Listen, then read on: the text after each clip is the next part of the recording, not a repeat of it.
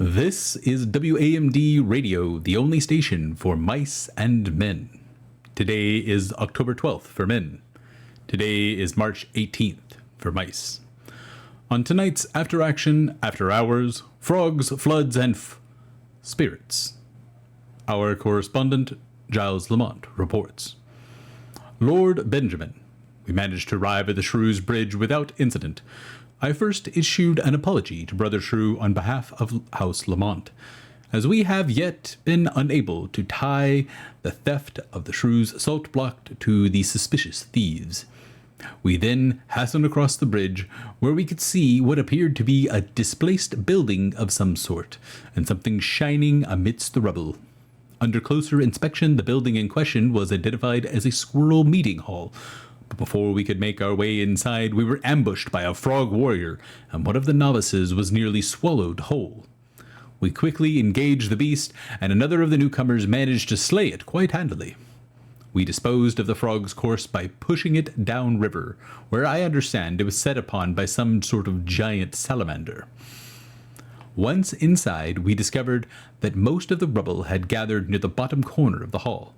I was able to clear away most of the detritus, uncovering the corpse of a squirrel and a small chest. We quickly realized that the squirrel had been murdered. Our investigation proved that though the victim had been impaled on a great sword that appeared to be of rat make, the death that was caused was that of electrocution, likely magical. I could not help but be reminded of a sword I had seen in the possession of Ashes the Prophet's rat crew, and their captain's claims that someone was trying to frame them for a crime they had not committed. Perhaps these incidents may be related, but it is still too early to say.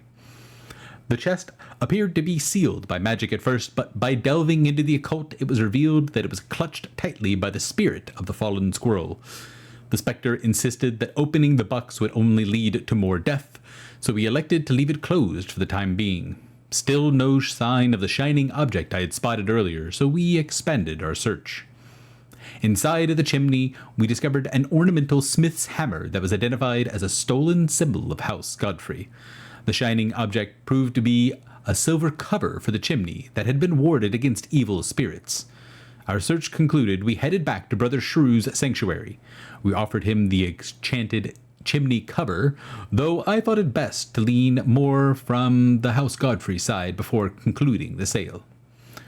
On our way back to House Godfrey, we observed a strange lizard sunning itself on a rock near the river. One of the others identifying it as a thorned skin, but did not elaborate. I spotted some kind of mechanical apparatus near the creature, but wouldn't determine its purpose until later. Selina Godfrey was able to persuade the spirit of the squirrel to allow the chest to be opened. Inside, we found several spell scrolls and a map that seemed to show an unidentified party coming and going from the tomb of Lord Godfrey's late wife. I took special pleasure in returning the stolen hammer to its rightful owners. On our way back to see Brother Shrew, we again observed the thorned skin, though this time a large bird descended with the intention of carrying off the strange lizard, but the mechanism snapped shut around it, shielding the lizard and entangling the bird in a net. We did not press, but from the sound of things, it did not wind well for the bird. We sold the enchanted ward to the Shrew and headed for home. Your servant, Giles Lamont. Remember, we are the law. Well, folks, it sounds like some strange dealings with the squirrels again, and these lizards might be terrible foes, or they could be good friends. Only time will tell. Join us next time on After Action, After Hours. Thank you for listening, and remember, all mice die, but not all mice truly live.